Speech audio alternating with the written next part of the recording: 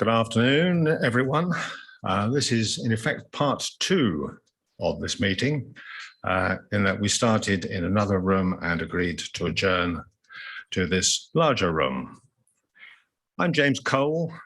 I'm Chairman of Personnel, and following the sad death of our previous chair, Peter Argyle, I will be Chairman of this meeting for the remainder of this council period. Other members of the committee today are Councillors Adrian Abbs, Dennis Pennyworth, Howard Wollaston, and Councillor Brooks is online. Paula Goodwin is the professional officer who will be advising the meeting. Sadie Owen is the clerk, and Andy Best is the Zoom host. Do we have any apologies? No apologies, Chair. Thank you. Now that we've dealt with the chair, let's move to minutes. I wasn't at the last meeting, but other members, are you happy with the minutes of the last meeting? Excuse me, Chairman. I also wasn't present because I was not a member of this committee at the time. I also was. Sorry, Chairman, I was also absent. You were absent? As was I, Chairman. So I'm not sure how we make these pass. Well, we are entitled to vote even if we weren't present, but normally we would abstain, wouldn't we? Councillor Brooks, were you present at the last meeting of Personnel? I'm struggling to remember when it was and what it was about. Can anybody remind me the date?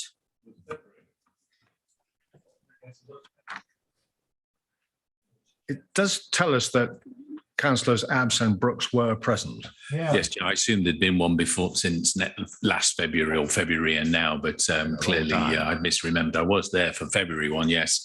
And so I'm quite happy to say that there's an accurate record of that meeting if you need a proposer. And so was I, and happy to second. February seems a long time ago. Isn't it? In which case, I think that counts as a vote as no one else was present. Thank you very much.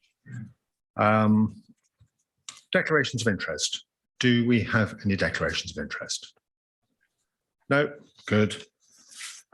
In which case, let's move straight into item 5, our workforce strategy refresh. And I believe Paula is going to introduce. Yeah, that's me. Is the microphone on? Yeah, it is. Okay. So what you've got in front of you in the form of the papers is a workforce strategy that covers the span between 2019 and 2023. And in 2021, we were asked to review the strategy on the basis that I'm quite new. So I started in July this year, so obviously it may have a different perspective of what is required from a HR perspective, but also to consider the impact of COVID and Brexit and some of those changes that have happened in the organisation since the original workforce strategy was agreed in 2019.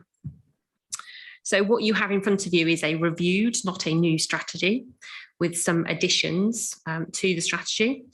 There are 2 additions to the strategy, of which they are a review of performance management processes and a review of the competency framework and development of a total reward and recognition strategy.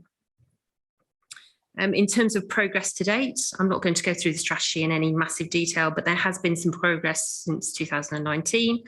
And obviously there will be continued progress until 2023 when we will need to review the strategy completely. So in terms of the strategy itself, there's a well-being theme. We have an EAP scheme that was implemented in 2020, July 2020, and we've had some positive feedback in terms of members of staff using that employee assistance programme. We've changed occupational health providers, which we had to consider anyway, but that will support our future wellbeing agenda. And again, we've had some good feedback in relation to the new arrangement we've got for occupational health. We are about to appoint a wellbeing officer who will support the theme of wellbeing within the strategy, and they will provide support for mental health first aiders, which we've already got a few mental health first aiders in the organisation. physical activity champions, of which we have a few already, supported by public health at this moment in time, but the lead will be HR going forward. We'll be reviewing wellbeing initiatives and looking at how we communicate better in terms of our wellbeing, looking at more initiatives and applications that will support staff, and looking at our employee survey to really look at what staff have told us they think would be appropriate in terms of the wellbeing agenda going forward. The competency framework, we are currently in the process of reviewing the current competency framework that is listed within the strategy, with the intention there will be a new behaviour framework from April 2022. There's a review of all of the training programmes that we currently offer, so we'll be doing training needs analysis over the coming months and looking at what we have in place, what works and what doesn't, and what will support our future ambition from a people perspective. And we are also working on a leadership development programme, a management development programme, and an aspiring managers programme going forward. We've got a coaching pilot, of which we've got 10 coaches currently trained, and that is being reviewed at this moment in time with the intention to have some more coaches in the organisation. And we've also just joined some external coaching frameworks so that we can support more of our staff with coaching requirements. We are reviewing all of our induction programmes, from corporate induction to applying a new manager induction programme, which we don't currently have in the organisation, and with the intention of that being implemented in March 2022. We're reviewing our recruitment and retention offer, which is quite a big piece of work, but we're looking at things like we've got a microsite that's being built for adult social care and children and families, which we hope will be live in the new year. And we are looking at reviewing our processes and procedures to make them slicker, looking at our offer and how we market ourselves as an organisation going forward to maximise the potential candidates so we can get into the organisation. Obviously encourage young people to want to come and work for us. We have had work experience placements, which has been halted slowly by COVID, but we've had more in October and November. We are going out to schools and engaging with schools to encourage them to want to come and work for us. We're looking at graduate schemes. We've got kickstart placements. We've got an apprenticeship scheme that has worked massively positively. And I won't go into the numbers because that's actually in the annual employment reports. Time Lord 2, that is in the workforce strategy. That project has been approved now by the organisation, and that's slowly being considered. It's being managed outside of HR, but that project is moving along and HR are inputting into that project. There's a review of our HR and payroll system offer with a plan to look at cloud-based options and better digitalisation. There's also a programme of work around a review of HR policies and procedures, and that piece of work has started to review them with a proposal that in 2022 we will review all of them and make changes where required, so that we're supporting the workforce strategy going forward. So there's quite a lot that has happened in the last couple of years, given that the team obviously have been impacted by COVID, as has the organisation. Hopefully the reviewed workforce strategy will help support the organisation in terms of its people offer, and hopefully you'll support approving the workforce strategy in its draft form as it is. Thank you, Paula. I think. I'm going to take chairman's privilege and ask a couple of questions, except I think the first one from what you just said is going to turn into a request. You've only been with us since July. I have been here since July, yeah. Perhaps that explains why this document seems to have been a very long time in the making. There are a lot of signs in the document of it not having been updated. References to data from June 2018 and November 2019 to December 20. The workforce board has met every 6 weeks, which sounded rather current. So that makes it a year ago. Yeah. And Time Lord 2, as if most of the project is in the future. So it hasn't been updated. The actual document hasn't been updated. It'd be good if in the future it could be brought up to date. I'm interpreting this correctly. Yeah, I mean, it's a refresh rather than a complete review of the strategy. There, obviously, we will have to completely review and refresh starting towards the end of 2022. It does read strangely, but okay. Yeah, I mean, if it's wording, we can change the wording to update that. question for you on the subject of training. I was interested in the subject of remote managing training, because obviously this has become important over the last year and a half, 2 years, whatever it is. Yeah. How are we getting on with remote managing training? So training is run remotely, if that's what you mean. No. So, but if you mean Training actually of training managers of to managers to work remotely, yeah. Yes. So there, we are currently looking at an offer from various organisations to support that type of work. So we have offered some training, so things like resilience training we've offered, which has been massively successful, and we have a system called Learning Time, which has a lot of access to training. Obviously, face-to-face training has been more difficult, so getting trainers to come in to do that has been more difficult because of COVID and trying to keep the numbers down. So there is a plan, if you like, to have a bigger offer in terms of that, supporting our managers with remote working and remote training. Some of that will come out of Time Lord 2 as well. So it's a rolling programme of training, because I think there's only so much training people can do, especially in the day job that they've got.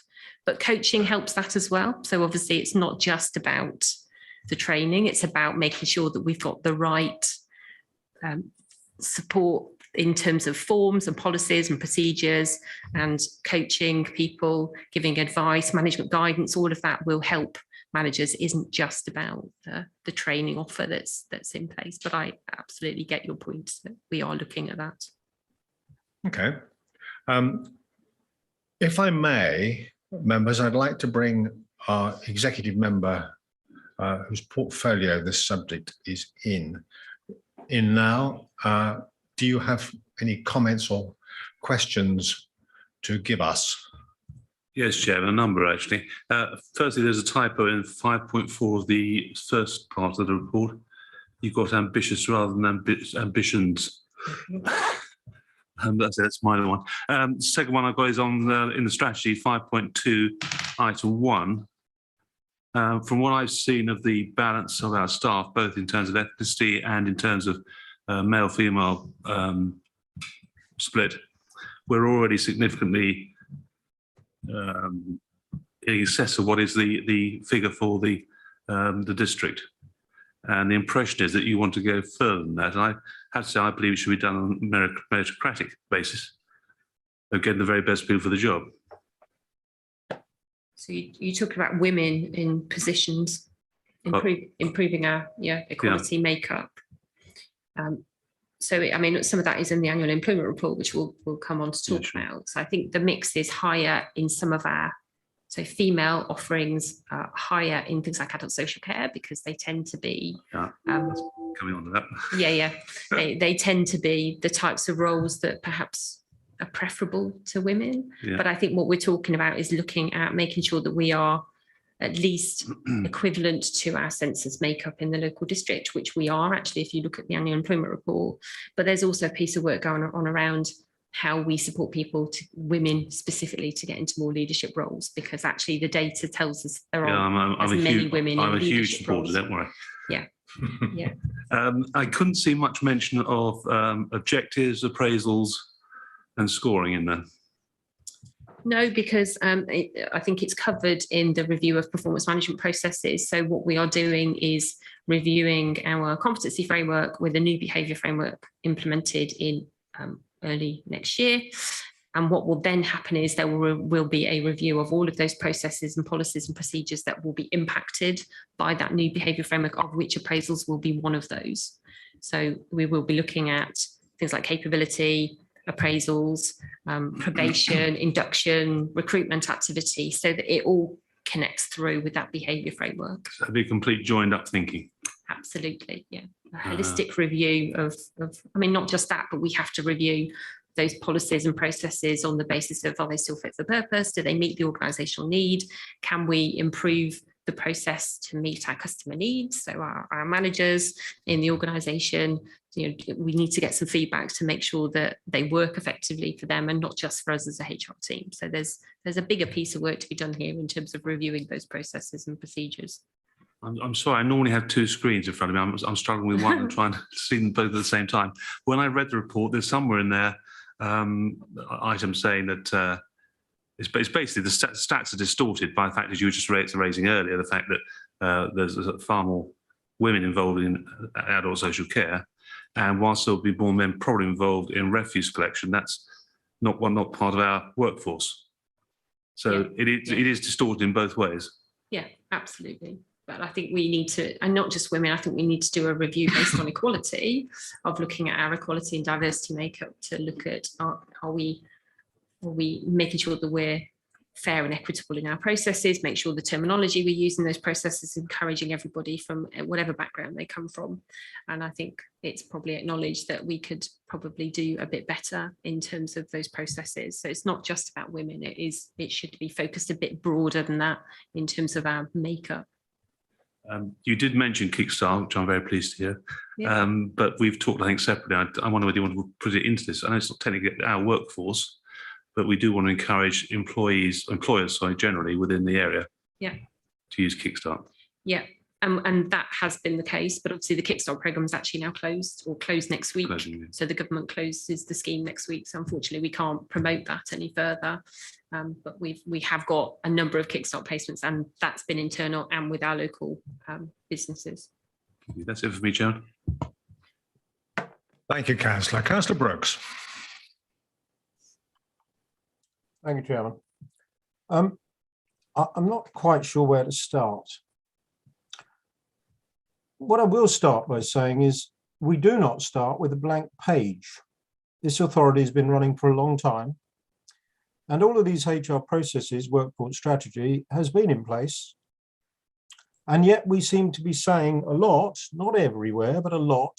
We're going to review this, we're going to review that, we're going to review all this, as if we haven't been doing it before. So take appraisals, and I'm glad Howard mentioned that.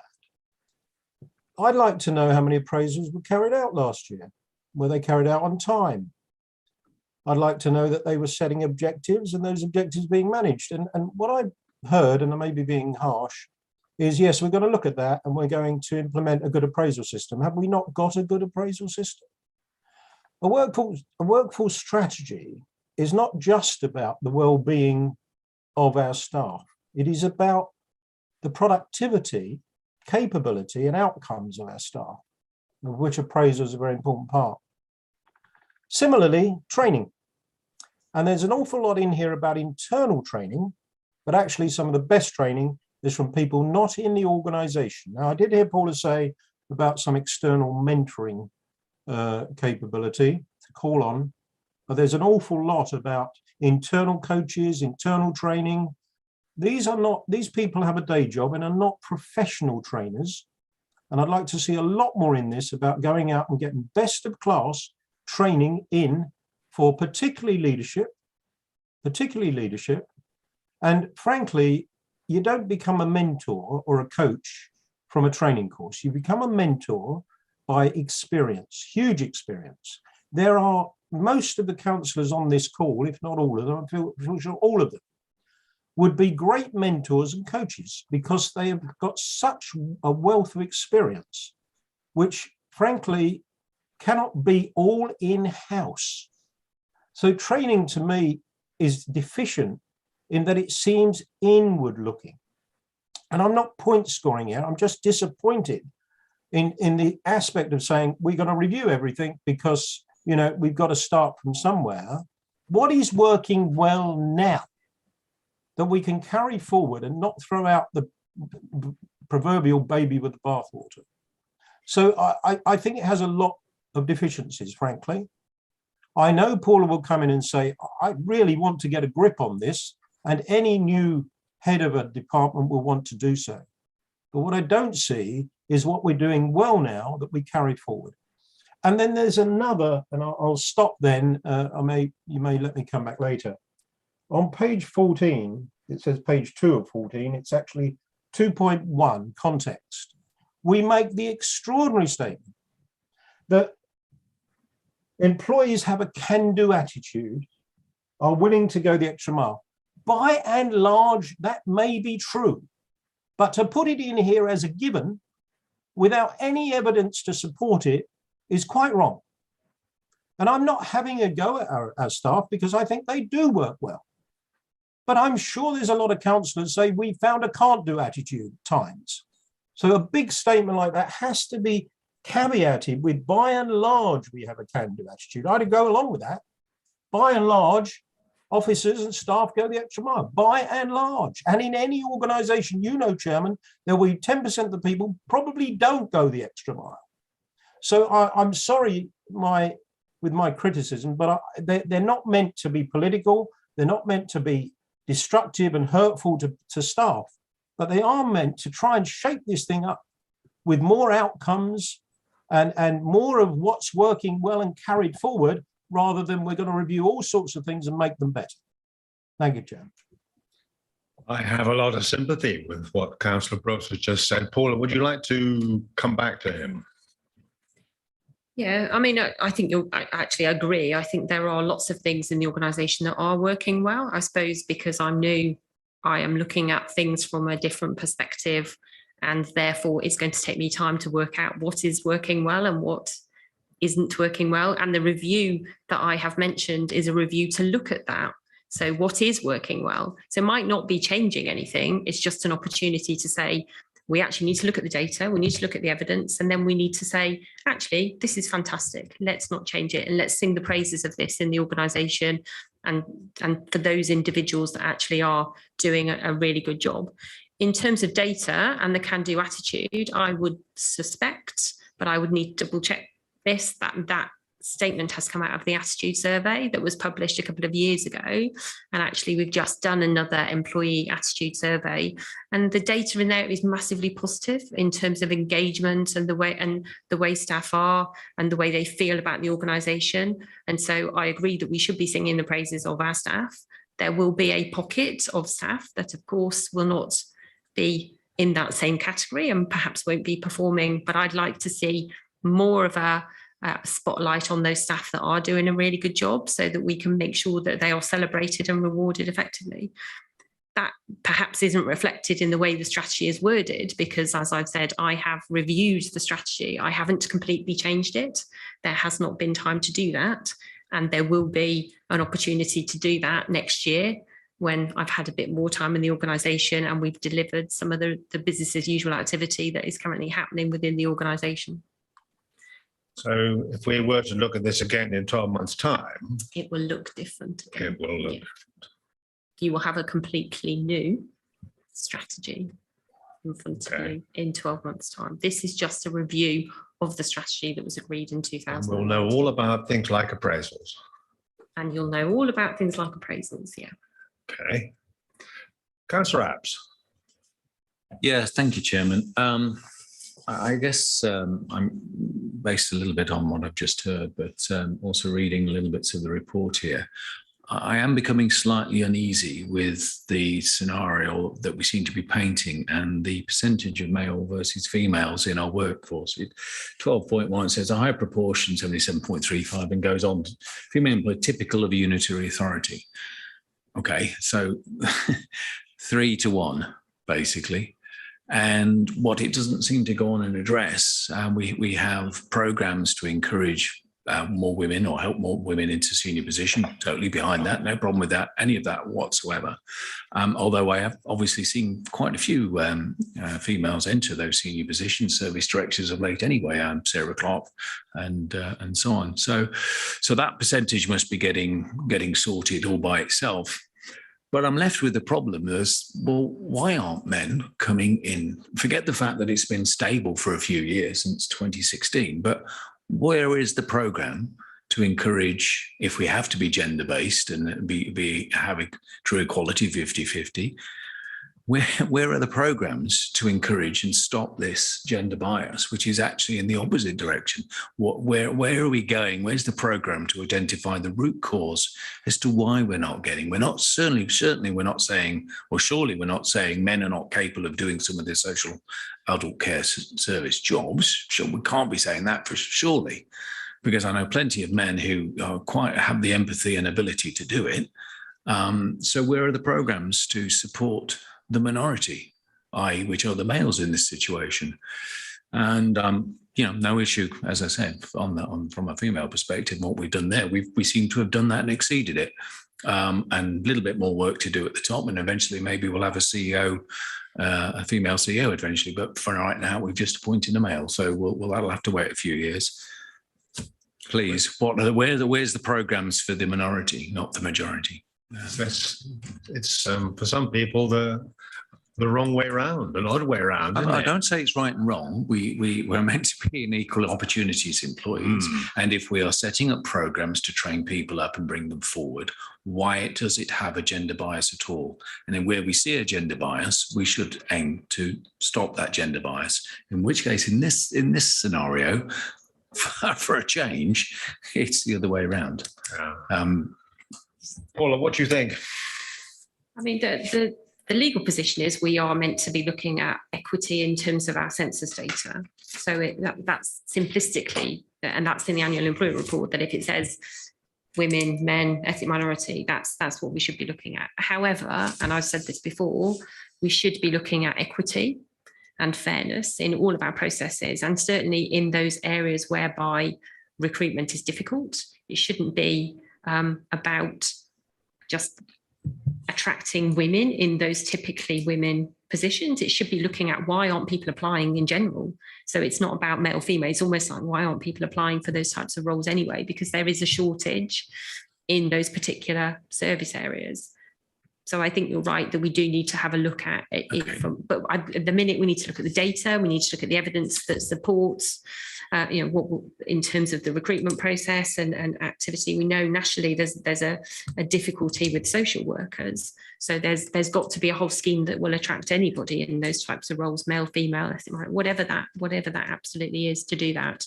So I absolutely take your point that we should be looking at why is there a typically female workforce, because then there's part of the population that we're missing out on in terms of attracting them from a recruitment perspective, and that's something we do need to have a look at.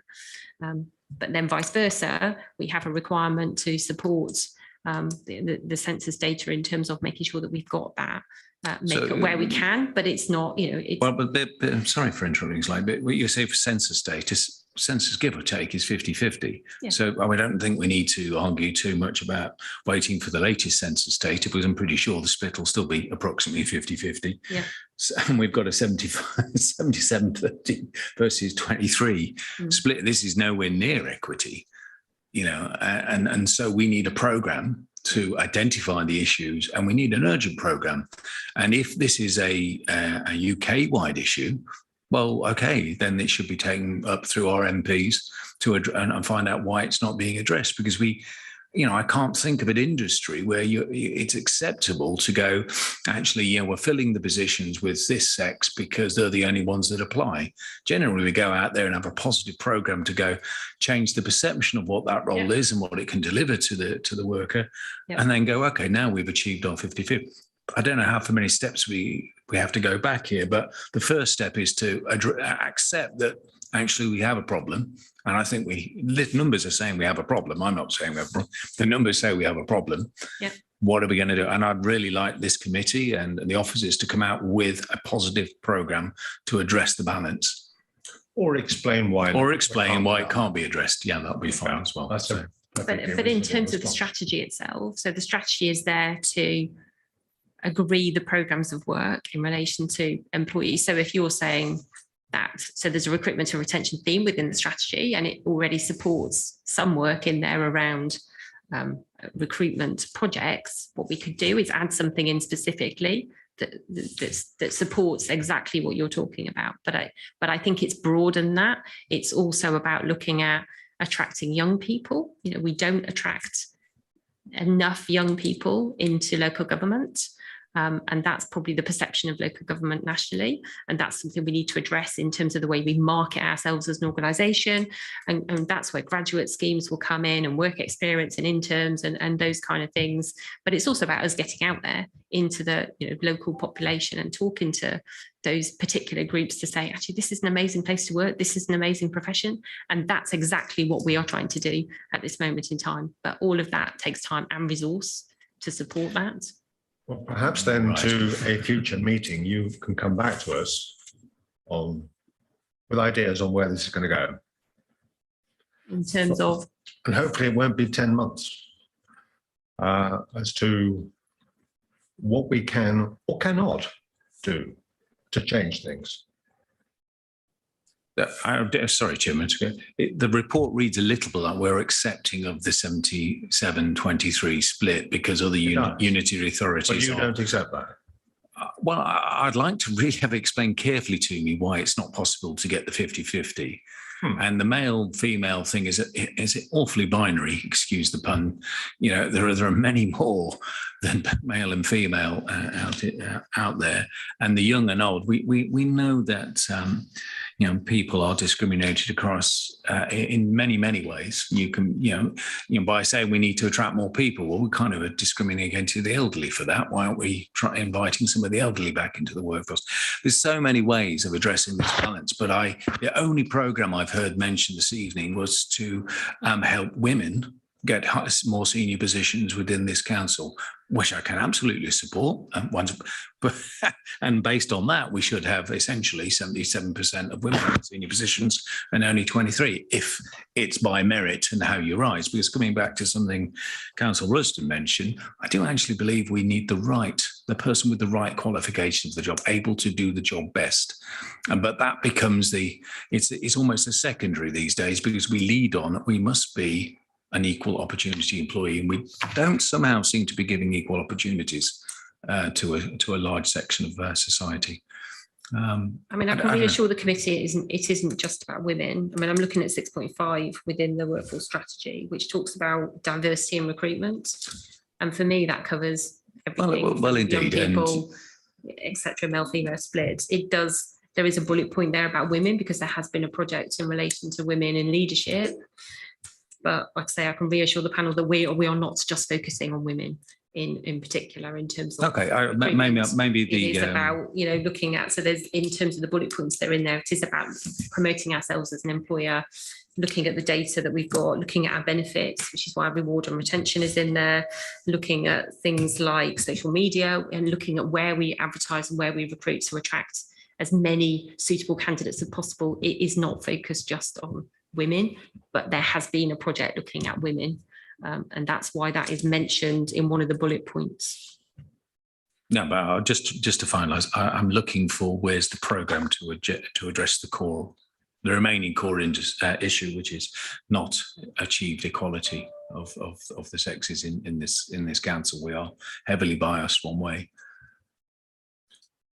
Chairman, if Councillor Brooks will forgive me, I have one point which would actually tie into this train of what we're discussing, which I just wonder whether you might be able to bring to the next meeting of this committee, what the figures will be if our two main subcontractors on waste and road repairs and so forth were included in the numbers, because I suspect it would actually balance the numbers up significantly. Yeah. I mean, to add as well, so there is a project looking at recruitment and retention, and the plan is to bring to the next personnel committee a paper around recruitment and retention specifically. So that should help reassure you in terms of what we are looking at. So we can take the feedback that you've given us today, but this is about, I suppose, agreeing the high level proposal in terms of the strategy around recruitment and retention. And then for the next committee, we can bring a more detailed paper around some of those projects that you have mentioned, and that it will have some supporting data that will help focus on exactly what we want to do then in the organisation. If I may just come back, I'm happy to include that those numbers in the overall view of the services offered across the district. However, they are external services, and those companies themselves should have their own policies. So we can't use somebody else's policy to kind of make our policy somehow match up. I'd rather us get it right at the base level, and and encourage them to get the right quality. Absolutely, yeah. And we can provide that data. Why not?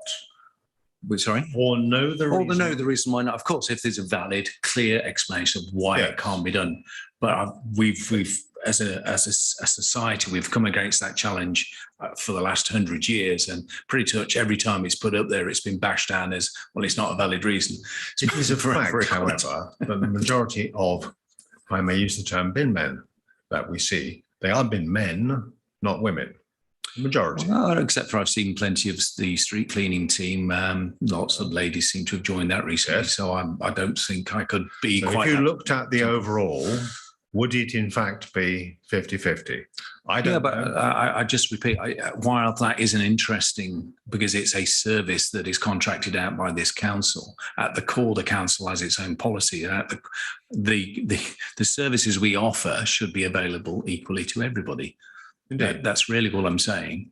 And But it's a fair option now for us to say to Paula to come to the next meeting. Yes, with some absolutely. sort of Absolutely. explanation as to where we are on this.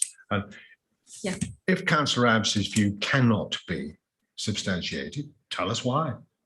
Yeah, I mean, I think what we're asking for today is agreement around the changes to the workforce strategy, and in there is recruitment and retention and review of arrangements, and then we will bring to the next committee a specific paper around recruitment and retention that will have the data and the plan in terms of some of those projects.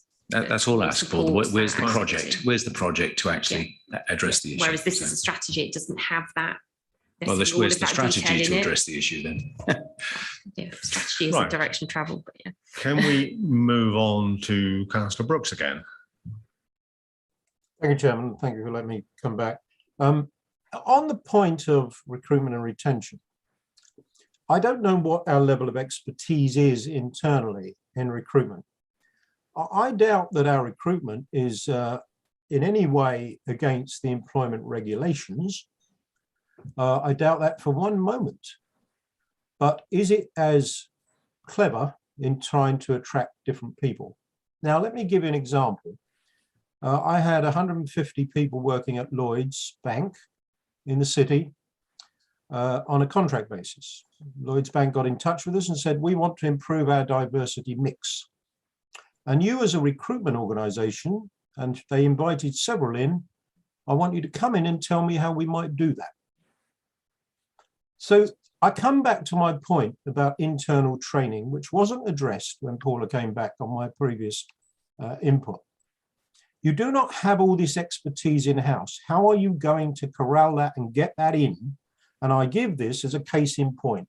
There are recruitment agencies out there. I think we use Randstad on a managed service basis, who we could invite in and say, tell us best practice of how we can perhaps achieve better diversification in our workforce.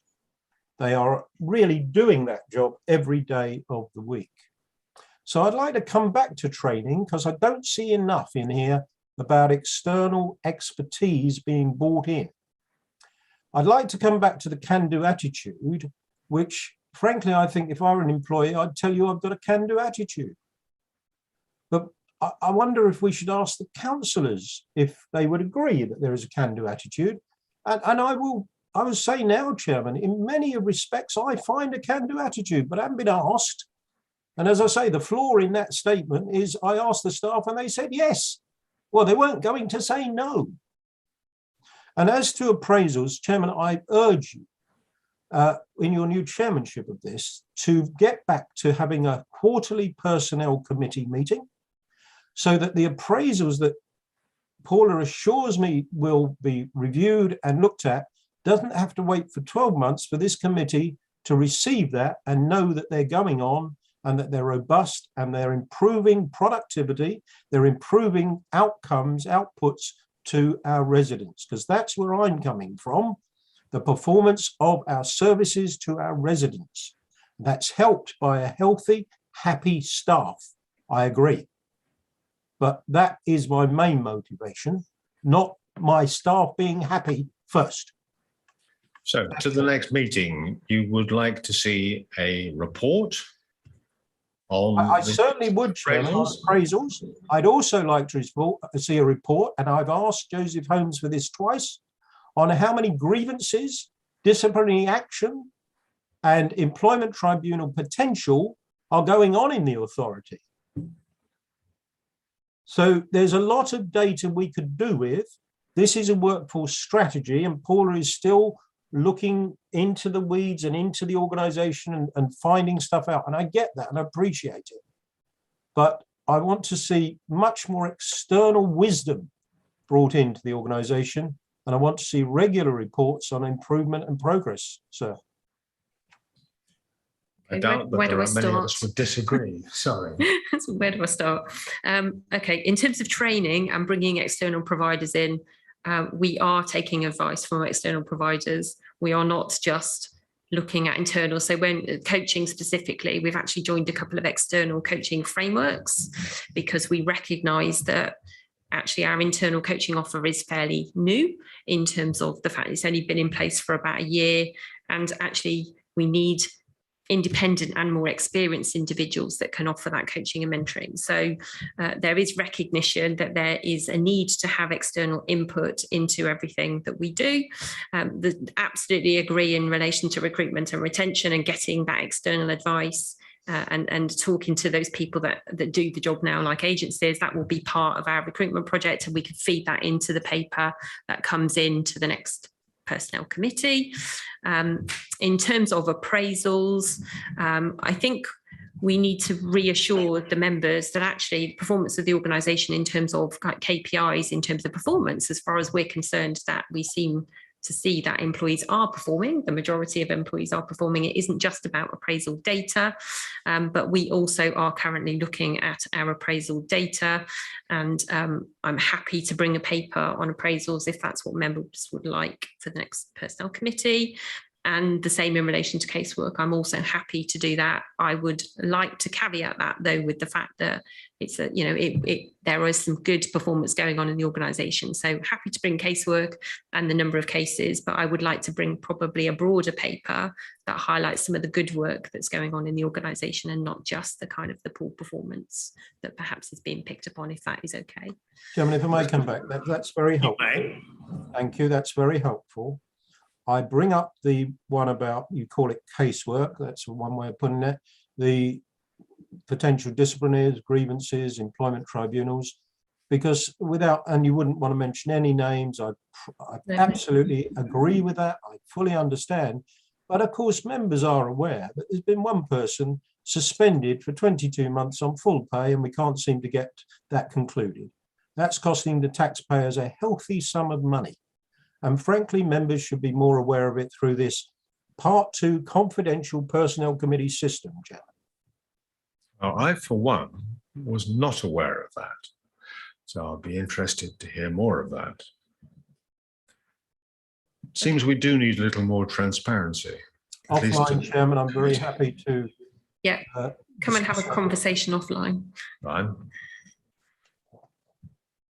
Right, Councillor Bennyworth, you did have your hand up. You've decided not to? I did. My question was answered. Excellent. Thank you. Back to Councillor Wollaston. I just wanted to defend, if that's the right word, Paula. She's only been in post for 6 months, and she took over a department which probably wasn't functioning as well as it could be, and has done a great job of pulling it together. So well done. We did talk about appraisals right at the start of when you joined. And I've since talked to our chief executive, and he's also very supportive of getting the appraisal system ramped up properly. So I think we are going to get leadership from the top in terms of the officer cadre. And the only other point I would make, of course, is that we have been through a pandemic, which does make face-to-face meetings, as we all know, rather difficult. That's not a defence. Relates to the question I asked about remote managing, exactly. And training thereon. Entirely agree with you. It's not easy. It's a different world we're into now. Councillor Abbs. Yeah, just for the avoidance of any doubt, my comments, I wasn't sure whether Councillor was referring to the comments I'd made. It certainly doesn't reflect in any way, shape on what you've been presenting this evening. As someone who's been in charge for only 6 months or less than 6 months, how on earth could anybody blame me for what's been an issue for at least 5 years? It would be ridiculous. So please do not take it in that way, in any way, shape or form. It's not. No, indeed, it's nothing to do with the officers here in the room here this evening. It's just an issue as the report shows. Yes, and rather a lot of us have come to this new. We're all new to it. I think we're all new. Yeah. Okay, right. Any more questions? No. What do you require from us here? You're asking us to vote? Yeah, so I need you to sign off the reviews to the strategy itself in its current form. And you know that we are going to ask you to come forward with various papers at later meetings. Yeah. Can I have a proposal to accept this paper? Chairman, forgive me. I can look at you, but you're not in the room. No, I'm not going to vote, sir. I know. But before you do put this to the vote, there's been quite a lot of points accepted by Paula. And I personally would like to see them in the report. We're going to somewhat blithely sign it off now. I think unless the minutes reflect an awful lot of what Paula has given reassurance on, then I wouldn't support it, even if I were there, sir. You know, because there's been an awful lot of probing, reassurance, but it's not in the paper that you're about to vote through. Views? We have a condition agreement to approve. Why does this paper have to go through now? Because it offers direction of travel to the HR team, because everything that is in there is put on our work plan for the next 18 months. So if it's not agreed, then some of that work might stop and we might have to reprioritize what we do in HR. So if it's not signed off in the form it's in, it will make it very hard for our plan of action, if you like, for the next 18 months. Sorry, Jim, is it practical to ask for an update or review of this report in, say, 3-6 months? Yeah, although, like I say, that we need to have a new strategy, really. In a year's time, we'll be in a different place in terms of coming back to this committee with an actually brand new strategy. So I guess the question is that really needed, given that's only 6 months away, and then in 9 months' time, a year's time, you're going to have another one. We're coming to the end of the life of this strategy, and a lot of work's already been invested in terms of moving through the actions within the strategy plan.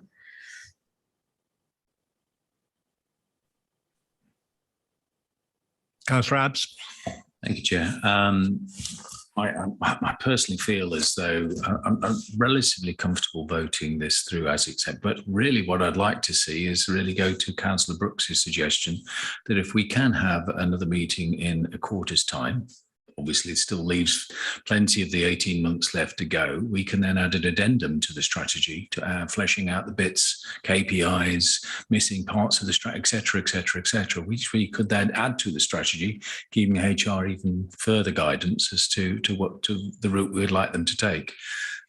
So doesn't stop the work that needs to be done. I'm a bit confused as to why work was suddenly stopped, because there's some general policies that all would apply, but we have been a unitary authority for quite a few years, so why it would suddenly all stop, I don't know. But anyway, taking that as read, we have an opportunity to add to a strategy. It's a strategy, it's not a delivery plan. So why can't we add to it at the next meeting? Should you be minded to call us a quick one rather than wait, 9 months, 12 months, or whatever it was going to be? The next meeting, as you see, is due to be on the 11th of February. That's couple of months away. Sounds perfect to me then. Do we come back with an addendum to the current strategy? Yeah. Views? Councillor Wolston? It's your portfolio. Sorry? You're hidden behind your... Sorry, Chairman, I know, because I've got problems with my laptop. I can see some sense in that, but equally, I don't want Paula and her team to be so heavily distracted from what they're trying to do to create an updated report that things go behind. But I think we could have some sort of brief report, perhaps just highlighting the areas which have been caused concern today a little. Yeah, I think it would be helpful to identify the specific areas. So if it's recruitment and retention, we'll obviously bring a paper back in.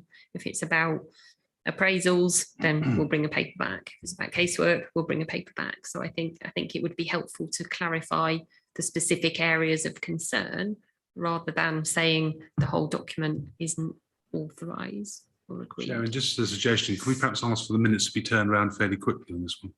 I think that would be good. It's not as if this meeting has not been recorded. It is being recorded. Yeah. So that should be easy to do.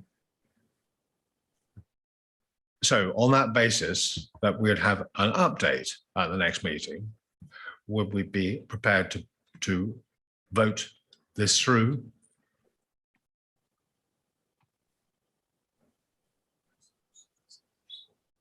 I was not sure. if Councillor he's got- Brooks has a view again. Well, one that will help you, I think, Chairman. I think your idea at moving forward is suitable. I think the minutes need to be pretty broad in terms of the reassurances we've had. So I'm now minded, if I were there, I'd support it. But I'd like a lot more detail. We've been given reassurances. I'd like the appraisal paper. I'd like a training paper. I'd like to know when T&As will be done. I'd like to see the extent of external provision. Because Paula has said, yes, we do key into a network. Is it an hour a month, 2 hours a month? You don't have to answer me now, Paula, but I'd like to see a paper on the training strategy. They're all subsets of this overall workforce strategy itself. So I think, Chairman, we should receive subsets of it so we can drill down into those key areas and know that they're working, are likely to work well as well. So I hope that helps. I take that as being that you would vote for this Yes. if you were in the room. Yes. Okay. Councillor Bennyworth. Thank you, Chairman. I also concur. I think the February timeline seems to be entirely workable. Okay. So can I have a proposer? Seconder? Councillor Abs. Proposed, second, all in favour? Thank you. Let's move on to item 6. Paula again. Annual employment reports. Okay. So the paper you have in front of you is the annual employment report that's published every year. I don't actually know whether it comes to Personnel Committee on a regular basis, but I thought it would be helpful for members to have sight of it. It's a published report. It's an information-only report. The data is on the basis of the annual year from April to March each year. And I would suggest that this report's been produced for a number of years in the organisation. So it is a helpful view in terms of employees within the organisation. It's not the only data that we look at. So we have a number of other options in terms of data. Some of this has to be produced from an equality perspective. So under our duty, legal duty, we have to publish equality data. So there's a lot of data in the appendices of the report around equalities, and it's in a format that might be slightly unclear and unhelpful, but that's the format we have to publish it in. That's the reason it's kind of, there's a lot of appendices in the back of the report. I'm just going to go through some of the highlights, if you like, of the report, and then obviously give you an opportunity to ask questions. So headcount in terms of the organisation has increased by 33 over the past year, and like I say, going back to March 2021, 2.9% increase in posts, 71.43% of the workforce is female, and last year it was actually higher, so it's gone down slightly. 63.82% of the workforce are full-time and 36.18% are part-time, and there's been a reduction in part-time staff from 36.18% from 38.82%. Average length of service for employees has reduced by 1 month, so it was 8 years and 8 months, it's now 8 years and 7 months.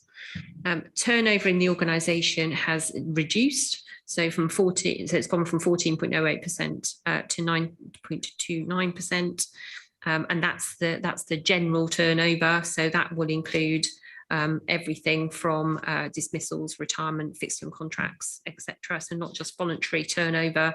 Voluntary turnover has decreased from 12.14% to 8.44%. Sickness absence is in the report. So there's been a reduction in average absence days from 9.65 days to 7.15 days per employee. And that's a total of 10,961 days for the organisation. The reduction's probably seen due to COVID. So although COVID, you might expect sickness rates to go up, actually we are finding, and this is kind of consistent with talking to other organisations, that rates of sickness absence for employees is actually lower. And we think this relates to the fact that employees aren't reporting sickness absence, or they're not taking sick days because of the fact they're able to have more flexibility and work from home. The sickness absence data does not include COVID-related sickness absence. That's excluded, and that's reported elsewhere through health and safety. Short-term COVID sickness days lost was 1,097, and long-term COVID is included in some of the long-term sickness absence cases that we deal with in the organisation.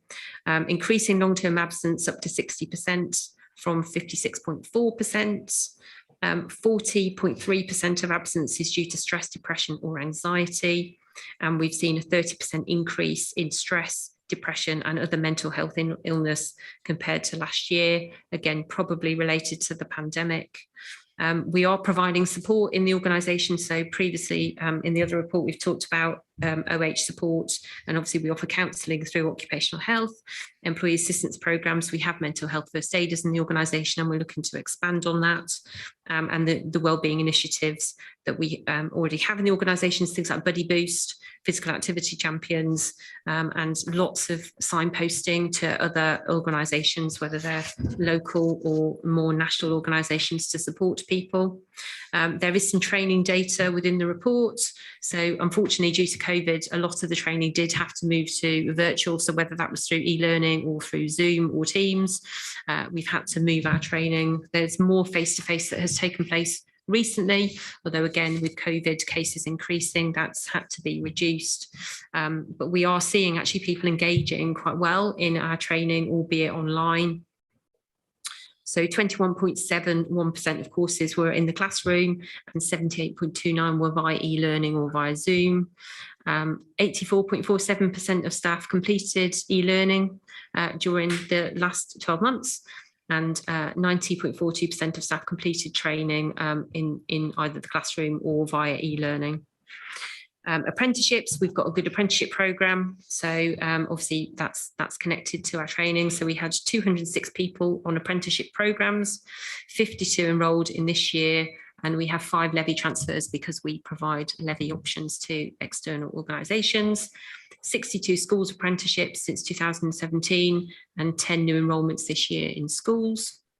From an equality and diversity perspective, 77.35% of the workforce are female, and 3.88% of staff identify as having a disability. Last year it was 3.2%. We have 6.99% of diverse ethnic minorities, formerly BAME, which is more commonly known. Increase in percentage of new starters who are under 25, so 18.29 compared to 10.29 in the previous year. 25% of senior leaders are female, which is an increase from 13.33% in the previous year, and 89.27% of part-time staff are women as opposed to men. So that's a brief summary of the data within the employment report. So I'll try and take any questions that you have. Thank you, Paula. I take it the format of this report, and in particular Appendix B, is not something that you lay claim to. Unfortunately, we have to format things because of the way that we have to publish it. So the formatting would be changed if we had a choice, but we have to format it. You have to publish like that, Appendix B. Yeah, that's the template we're given.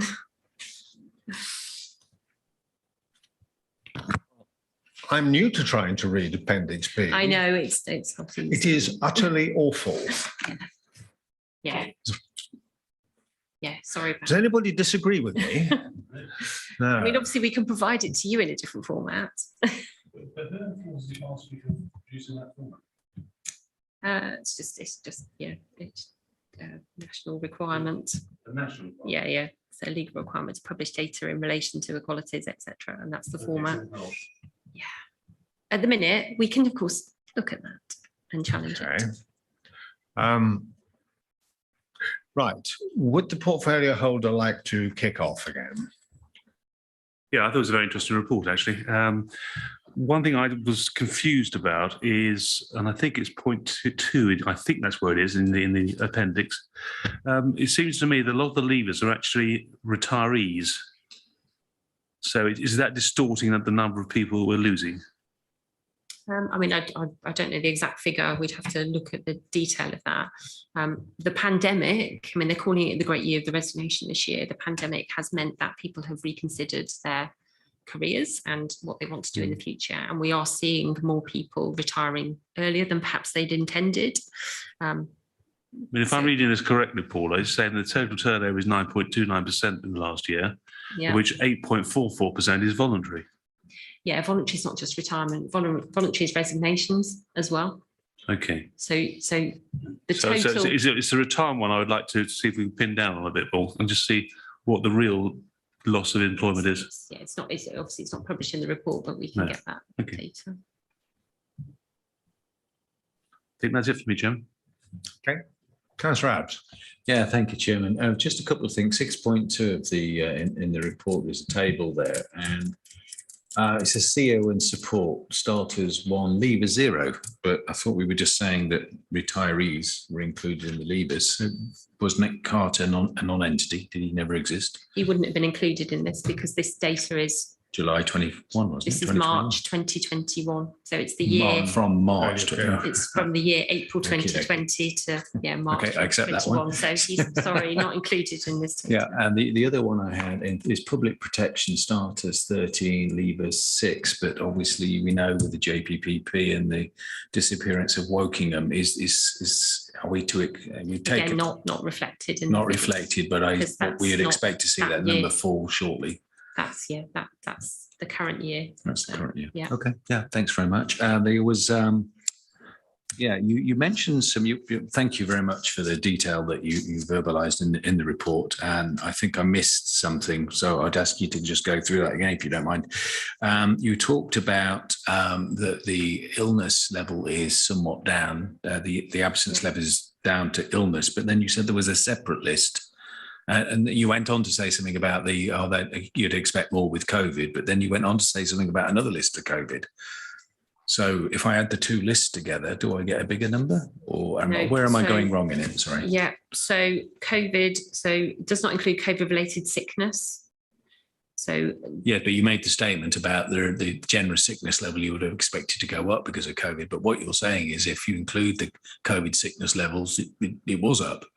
Yep. So COVID-related sickness. What that means is if you had COVID and you reported in sick with COVID, then that would be included in the figures. Right. If you had COVID-related sickness, that wasn't necessarily reported in the figures. Yeah, maybe So- others so are people- not confused by that. basically, but- a lot of people didn't report in sick because they carried on working because they had flexibility. to be at so home. They might have. So are you suggesting that people who would have basically stayed at home because they were slightly ill, Yeah. because they were at home, Yeah. the slightly ill allowed them to continue to work? Is that? Absolutely. Oh, yeah, okay, excellent. yeah, Thanks. yeah. Understood. Thanks a lot.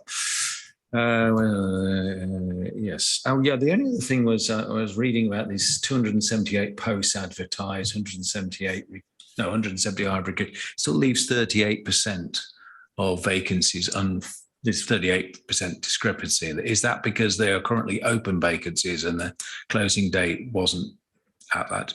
So that's Yeah. So I mean, obviously, there's always a moving Yeah, target sure, I'd in expect terms of something. data around recruitment, but also we hold a number of vacancies open in the organisation, so they might not have funding. So when you look at the data, you publish data about vacant posts. In reality, there might not be posts that are available to be filled, and therefore there's a piece of work around looking at those vacancies. It would be really useful for us. Establish whether or not they are still needed, because if there's no funding for them, or if they're as a result of some restructures. So there have been some restructures over the last couple of years, and therefore there's been some post changes, and therefore there's some tidy up to do in terms of those I think posts in there. certainly and that's I would, happening at the minute. So certainly would appreciate the numbers being separated out. Otherwise, I'm not really looking If they're not real posts, then Yeah, if you're not They're not real able to posts. recruit to them, of course, yeah. lovely. Thank you. Thank you. Councillor Wollaston, your hand is up. Chairman. Councillor Brooks. Thank you, Chairman. The only thing I'd comment on this, I'd come back to training. The rest of it didn't alarm me in any way. It's a shame it's back to March, but you have to do these things annually. On training, I fully understand that classroom training would have been really bushwhacked, but virtual training need not have been. And I'd like a bit more detail, not necessarily today, on the ability for a member of staff to say, no, I'm not going to bother. And it comes back to appraisals, it comes back to leadership, comes back to management. I've put this training on and I want to see a full attendance of it. So it's gone down quite markedly if you look at page 70. And I think that needs a lot of work to get that back up and to get compliance, whether it's internal or external training, my old bugbear from this meeting, Chairman, that we have a robust training program and it is adhered to. Now there will be, you won't ever get 100% attendance because of illness or on the day of the training, whatever, but that's quite a marked reduction. Looking at almost all of those indicators, I can see the e-learning courses go up as you would expect them to, but 43% down, 43% down from 59% is going in far too the wrong direction. So I would hope Paula and the management leadership will look really carefully at that, please. And that's my only intervention on this paper at this stage. Thank you. Paula, I'd certainly be interested in your comment on Councillor Brooks's "I'm not going to bother," and the likelihood of that occurring on a regular basis. I mean, I haven't got the data, but I would say that you've got to remember this was in the pandemic. So this is the year where we had lockdown and staff have had to reprioritise some of their duties. So staff have been called to act in relation to the pandemic. So therefore, they don't always have or have not had the time in that particular year to engage in learning. So where it's mandatory, actually staff have been pretty good at doing the mandatory training.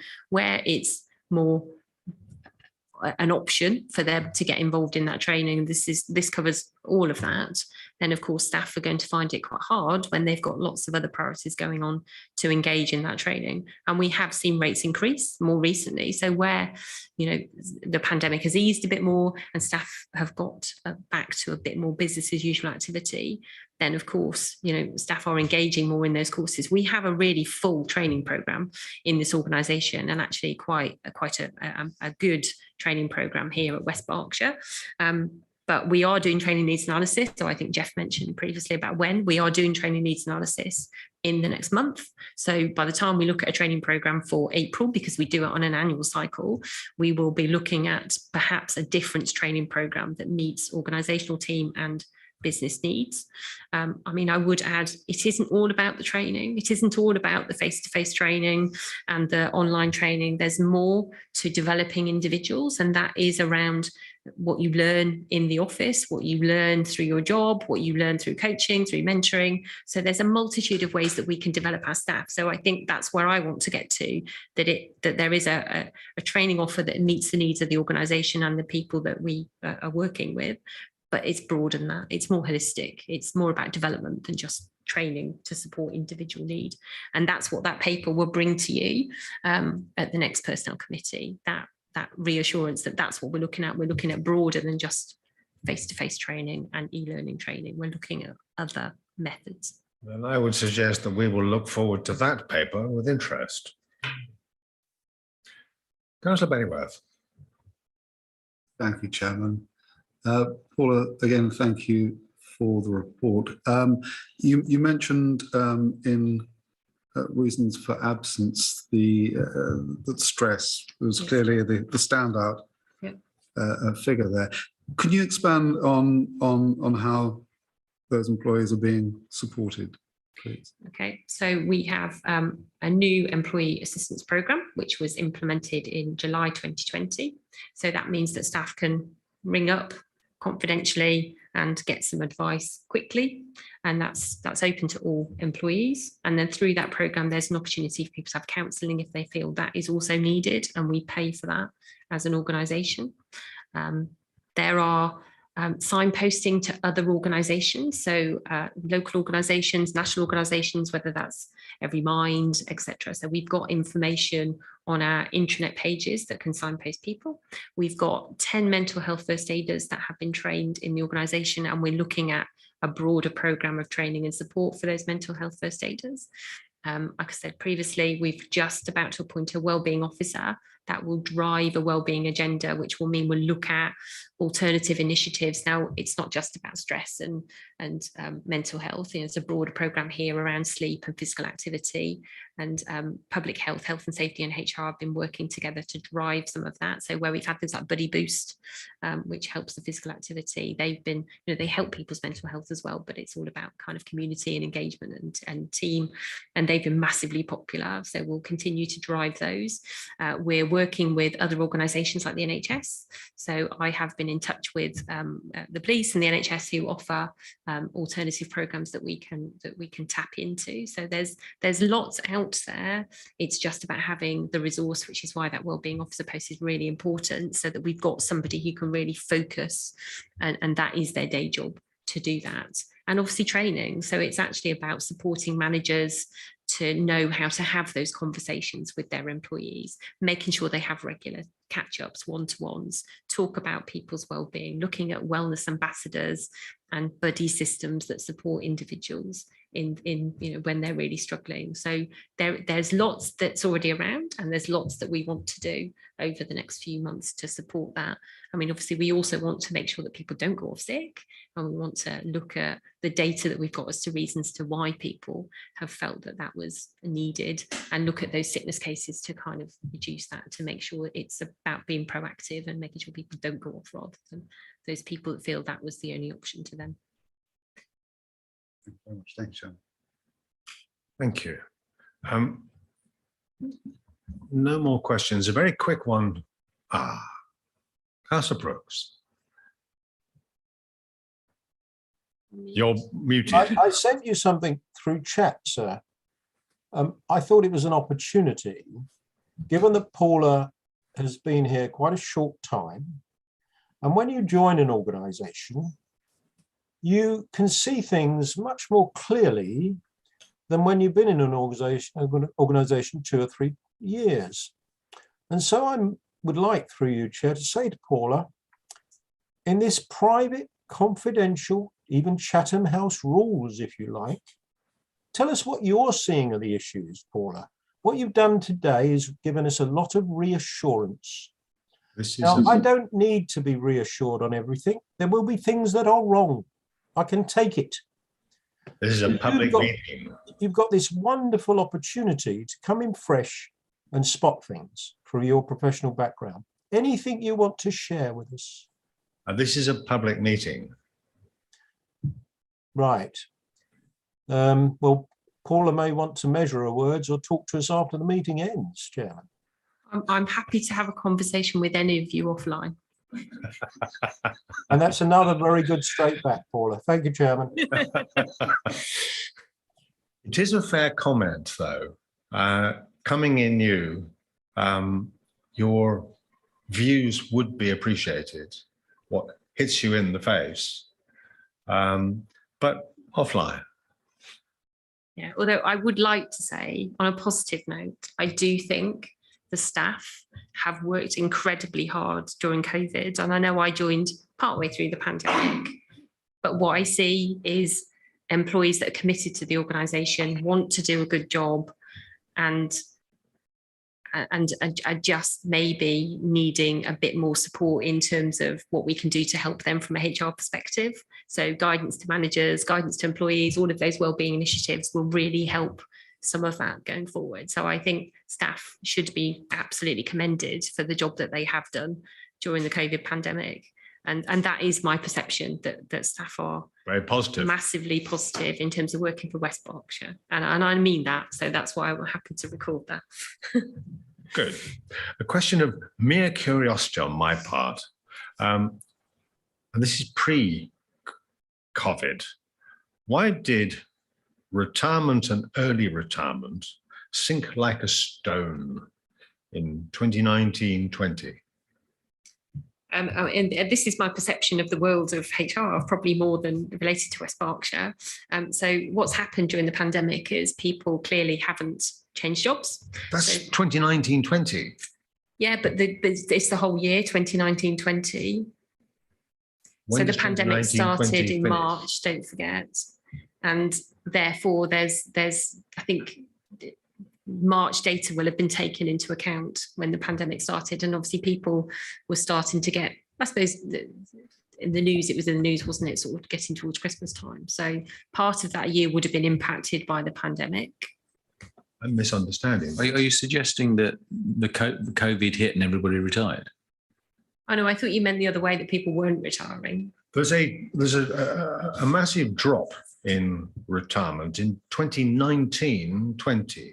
A lockdown didn't happen until early 2020. So you mean there's more people retiring, just to be clear? Yes, there was page 62 of the pack. Just curiosity on my part. I mean, it's probably something I'm going to have to come back to you, because obviously I wasn't in the organisation at that time, but I'm happy to look into that data. So why more people retired early during that retirement year? dropped to 0. Retirement dropped from, if you're 10, 10, 7, 1.42, 11.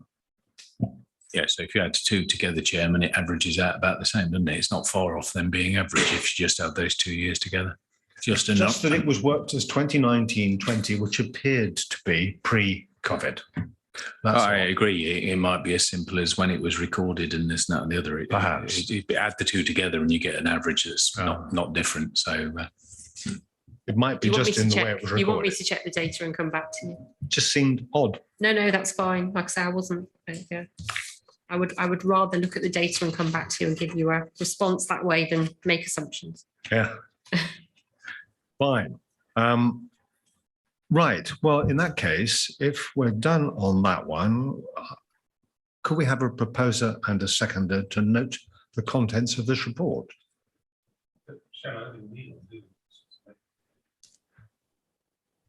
The notes that I was given requested me to ask one, but I'm very happy not to. Right. Proposed, seconded, all in favour, done. Duly noted. On to the next, in that case, next meeting, 11th of February. Do we have a forward plan?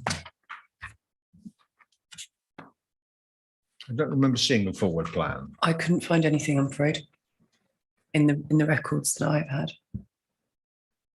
Should we have a forward? Should there be a forward plan? Have you seen a forward plan in the past? Excuse me. I've never seen one in the past, Chairman, although I'm still relatively new myself, only being 2 years in the job. Jeff might be able to, Councillor Brooks might be able to give more comment on this, but personally myself, some of the things that came out of the minutes today could form the basis of a forward plan, things to look at, concerns we have and so on. So, Councillor Brooks? Chairman, there hasn't been, to my knowledge, but I've also asked Joseph Holmes to pull up a sort of expectation of reports that should come to this committee on a regular, annual, 6-monthly basis, and he said he was looking into that. So I think you're chiming into something that's work going on in the background, Chairman. Okay. Sounds like we should do one.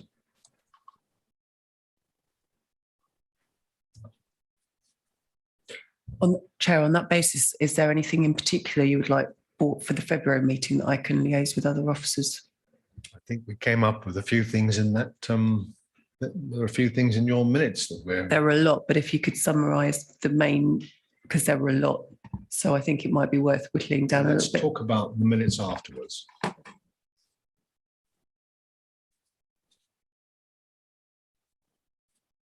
If there's nothing else, I will say thank you to all of you, and we'll conclude the meeting.